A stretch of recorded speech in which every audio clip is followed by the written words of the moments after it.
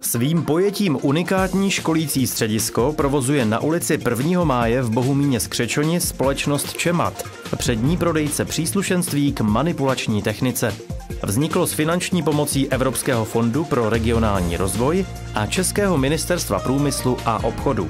Toto školící středisko bude využíváno jak v rámci oboru manipulační techniky, tak i v rámci jiných odvětví, ať už stavebním, strojírenském či nestrojírenském, a to pro školení obchodní dovedností, jazyků či jiných seminářů pořádaných na této půdě.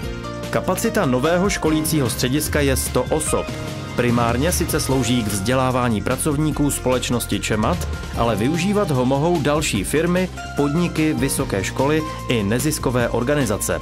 Symbolický pronájem činí pouhou 1 korunu a úhradu nákladů na provoz. Jsou tady vlastně 4 velké učebny, prostorné, vybavené elektronikou, počítači, veškerou technikou, plus v suterénu máme 3 praktické učebny, kde budou předváděny ty praktické věci na té manipulační technice. Školící středisko společnosti Čemat je svým zaměřením ojedinělé, nikde jinde v Česku podobné nenajdete. Hlavní podíl na tom mají odborné učebny se strojními součástmi, maketami a učebními exponáty. Jde o unikáty zhotovené z originálních dílů vyrobených v Bohumíně. Jsou tam kousky, jako je řez motorem, řez převodovkou, řez trakční baterií, spousta jiných náhradních dílů, které demonstrují a možnost použití a jejich vůbec funkčnost a využití v rámci té technické průpravy.